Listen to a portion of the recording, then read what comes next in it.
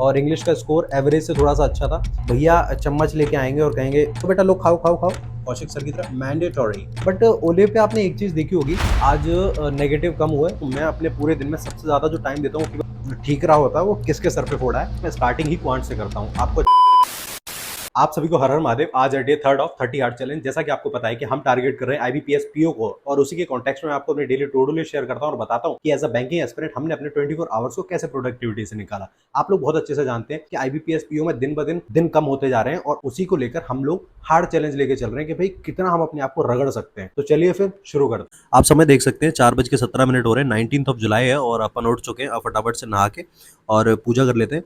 पूजा करने के बाद फिर थोड़ी देर वार्म अप करके बैठ जाएंगे अपना रिवीजन करने के लिए। आपको रिवीजन का सिस्टम तो पता ही है हमारा, कि मैं सुबह ही सुबह सबसे पहले उठ के करंट अफेयर्स और वोकैब का रिवीजन करता हूँ, जिसमें कि हमारी वोकैब रहती है लास्ट डे की हिंदू एडिटोरियल की, और उसी तरीके से जो करंट अफेयर्स रहते हैं वो भी लास्ट डे के रहते हैं, और उनको मैं पीडीएफ के थ्रू ही रिवाइज करता हूँ, जिससे कि मल्टीपल टाइम रिवीजन करने से आपके दिमाग में वो रिटेन हो जाए। याद करने की जरूरत नहीं है, बस मल्टीपल टाइम रिवीजन कर लो, वही बहुत है। जैसा कि अभी आपने देखा कि अभी मैं रिवीजन करके फ्री हुआ हूँ, और आपको अच्छे से पता है कि रिवीजन करने के बाद सबसे पहला काम मेरा यही होता है कि मैं सबसे पहले क्वांट्स की क्लास लूँ, क्योंकि मैं स्टार्टिंग ही क्वांट से करता हूँ। आपको अच्छे से पता है कि क्वांट्स हम सबका वीक होता है, तो सबसे पहले अगर आप उससे स्टार्ट करते हैं तो आपको एक पुश मिलता है कि हाँ भाई एक मेंटल एबिलिटी डेवलप होती है। तो हम लोग कौशिक सर की क्लास लेते हैं, और आज रेशियो का जो एडवांस लेवल का टॉपिक है वो आज कंप्लीट हो जाएगा। आज रेशियो डन हो जाएगा, कल से एवरेज स्टार्ट होगा। तो चलो फटाफट से चश्मे को कर लेते हैं साफ और बैठ जाते हैं कौशिक सर की क्लास लेने। एक्चुअल में आज एडवांस की क्लास है और आज ये लास्ट क्लास है रेशियो की। आप टाइम देख सकते हो 6:41 हो रहे हैं, और एक्चुअली भाई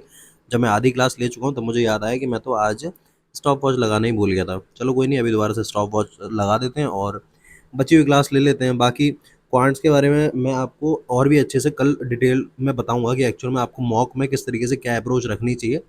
तो आराम से जुड़े रहो। और अगर आज की क्लास बात करते हैं तो भाई एक्चुअल में ना आज सर ने जो क्वेश्चंस कराए थे ना उनका लेवल ही अलग था। अब एडवांस का मतलब ही सिंपल है कि भाई अच्छे अच्छे एस्पेक्ट्स को जानना। सर ने ये भी चीज़ क्लियर कर दी थी कि भाई एडवांस का मतलब ये कभी नहीं होता कि बहुत हार्ड हार्ड क्वेश्चंस होंगे, बहुत बड़े बड़े क्वेश्चंस होंगे। एडवांस का मतलब केवल इतना होता है कि हमें जो उस टॉपिक के उन क्वेश्चंस को टच करना होता है जिन क्वेश्चंस को थोड़ा सा टाइम लगता है और थोड़ा सा लॉजिकली समझना पड़ता है। एडवांस का मतलब यही होता है बस। अभी अगर समय की बात करी जाए तो 9:30 हो रहे हैं, और जस्ट अभी मैंने क्वांट्स की क्लास कंप्लीट करी है। और मेरे पास कमेंट्स आए थे कल कि भैया आप क्वांट्स को कितना टाइम देते हो। मैं सच बताऊं, मैं अपने पूरे दिन में सबसे ज़्यादा जो टाइम देता हूँ केवल क्वांट्स को ही देता हूँ, क्योंकि क्वांट्स मेरा खुद का बहुत वीक है, तो इसलिए मैं उसको सबसे ज़्यादा टाइम देता हूँ। और अब मैं आपको बताता हूँ कि अब मैं 30 मिनट रीडिंग कॉम्प्रिहेंशन उठा रहा हूँ, जिसमें कि हिंदू एडिटोरियल की पीडीएफ उठाता हूँ, उसमें जो वोकैब होती है उसको रिवाइज करता हूँ, और उन आर्टिकल्स को पढ़ता हूँ बैठ के। आज का आर्टिकल एक्चुअल में उसके ऊपर है कि लाइक जो बैंगलोर में स्टैम्पेड हुआ था उसका जो ठीक रहा होता है वो किसके सर पे फोड़ा है। और दूसरा आर्टिकल जो है वो देख के बताते हैं यार। तो जैसा कि मैंने आपको बताया कि आज का जो हिंदू एडिटोरियल है उसका जो आर्टिकल है उसमें वही है कि जो स्टैम्पेड हुआ था बैंगलोर में, तो उसमें किस किस को उसका ब्लेम डाला जाए। ऑब्वियस सी बात है, हमारे देश में तो ये सब चीज़ें होती हैं भाई। पक्का किसी ना किसी उसी पे ब्लेम डाला जाएगा कि भाई लाइक जो जवाब ना दे सके। जैसे कि अभी रिसेंट में आपको पता है कि वो जो फ्लाइट जो थी जो अभी क्रैश हो गई, उस पर भी उठा के सारा ब्लेम उठा के उन पायलट्स पे डाल दिया। सिंपल है भाई, इस देश में कुछ नहीं हो सकता।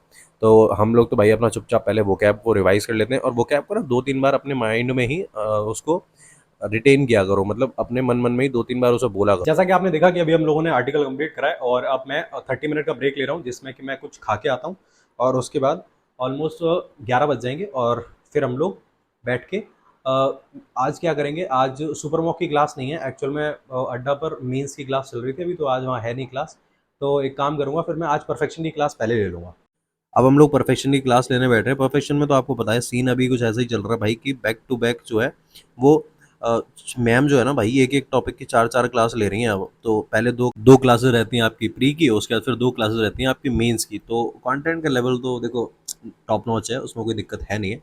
बाकी मैं अभी तो फिलहाल पैराजम्बल सच बताऊं तो प्री के ही देख रहा हूँ, और मेंस का मैंने ऐसा नहीं है लिया था लेक्चर। मैं तो ना ऐसा कर देता हूँ, शिफ्ट कर देता हूँ, कभी मेंस का देख लेता हूँ कभी प्री का देख लेता हूँ। ऐसा नहीं है कि मतलब सीक्वेंस में ही चलता हूँ, क्योंकि ऑब्वियस सी बात है ये प्रैक्टिस क्लास है। जैसा कि आप समय देख सकते हो 11:22 हो रहे हैं, और अब हम फ्री हो चुके हैं। अभी जस्ट मैंने परफेक्शन की क्लास कंप्लीट करी है, और इसको कंप्लीट करने के बाद जैसा कि मैंने आपको कल वीडियो में बताया था कि आज हम लोग ओलिव का लाइव मॉक देंगे बैठ के। तो अभी मैं लाइव मॉक देता हूँ, और फुल लेंथ मॉक है। उसके बाद देखते हैं क्या उसका स्कोर रहा और कैसी हालत रही हमारी। उसके बाद फिर मैं प्रैक्टिस शुरू करूँगा। ऐसे तो मैं अभी फुल लेंथ मॉक देने वाला था, बट एक मेरे को बहुत इंपॉर्टेंट काम आ गया है जिसके लिए मुझे ऑलमोस्ट 1 घंटा अपना उसमें यूटिलाइज करना पड़ा, इसलिए अब जो फुल लेंथ मॉक है वो हम लोग ऑलमोस्ट 1 बजे के बाद देने बैठेंगे। तो जैसा कि आप समय देख रहे हो अभी 1:48 हो रहे हैं, यानी कि 1:48, और भोलेनाथ का नाम लेके ऑलिव बोर्ड का लाइव मॉक देने बैठ रहे हैं। ठीक है, और देखते हैं क्या आउटपुट निकलता है। ये अभी लाइव है और फुल लेंथ मॉक देंगे हम लोग। ठीक है। जैसा कि आपने देखा ही होगा कि ऑलिव का जो मॉक रहता है ना, वो ऑलवेज उसका जो लेवल है वो अप ही रहता है, और अप लेवल रहने का रीज़न यही है क्योंकि देखो भाई, अगर मान लो एक टाइम पे मॉडरेट टू डिफिकल्ट पेपर आ गया तो आप क्या करोगे, एटलीस्ट आप वहाँ एग्जाम में ब्लैंक तो नहीं हो जाओगे। और एक बार मैं आपको टाइम दिखा देता हूँ, अपना मॉक टेस्ट हो चुका है कंप्लीट। अभी जस्ट मॉक दे के फ्री हूँ, और मॉक की बात करी जाए तो क्वांट सेक्शन इतना अच्छा नहीं गया था एक्चुअल में। रीज़न ये था कि क्वांट सेक्शन में एक डीआई थी जिसमें मैं फंस गया गंदे तरीके से।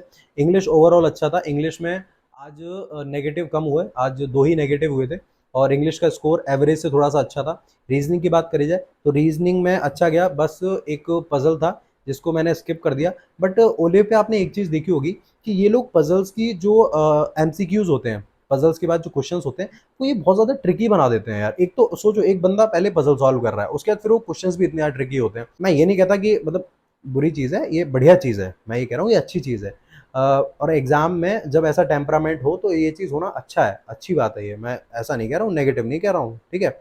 और मार्क्स की बात करी जाए तो एक एवरेज दे देता हूँ कि इसमें मेरे 46 से 49 के बीच में थे। ठीक है।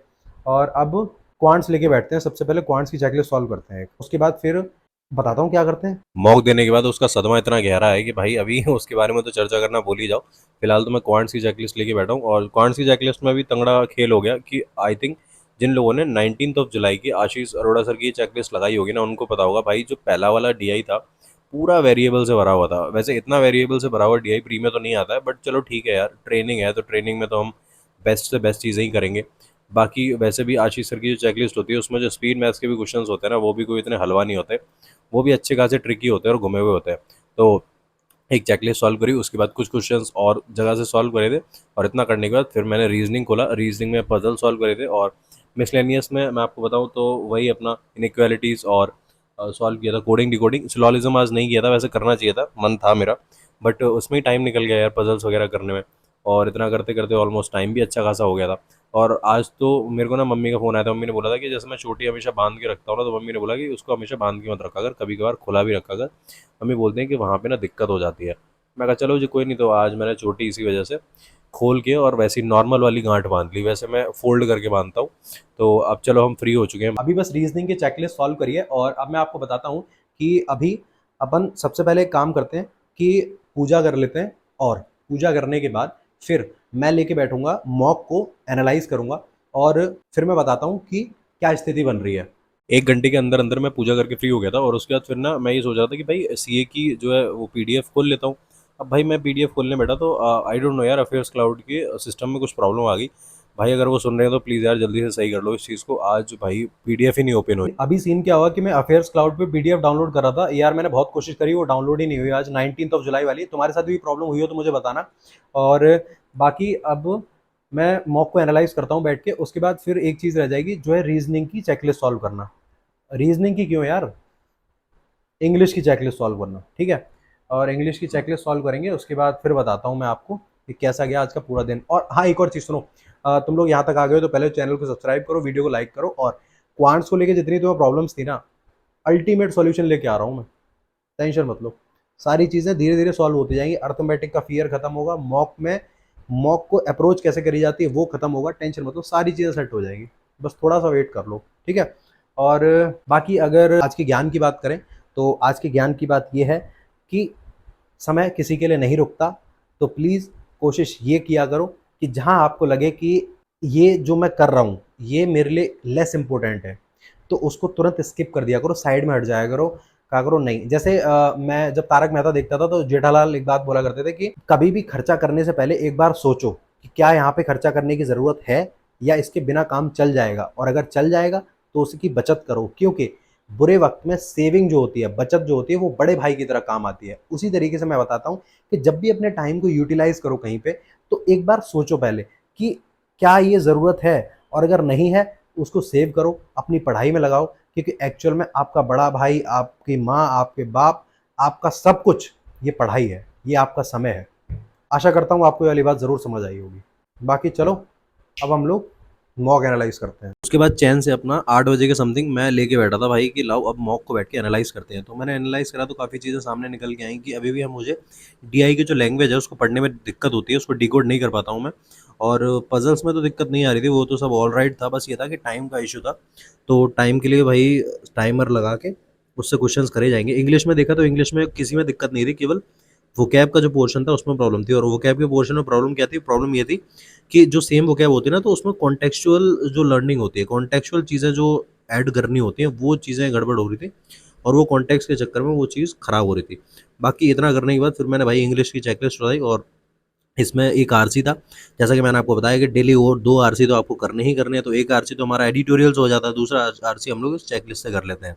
तो इस आरसी को कंप्लीट करा और उसके बाद फिर जो भी क्वेश्चंस इसमें दे रखे थे, उन क्वेश्चंस को कंप्लीट करने के बाद अब बारी थी भाई कि अब पूरा इसको रैप अप कर दिया जाए, क्योंकि ऑलमोस्ट मैंने आज अच्छा खासा टाइम दे दिया था। पर आज टाइम वेस्ट ज़्यादा हुआ है कि सुपर मॉक भी नहीं दिया, ऊपर से सीए भी नहीं कर पाया आज मैं।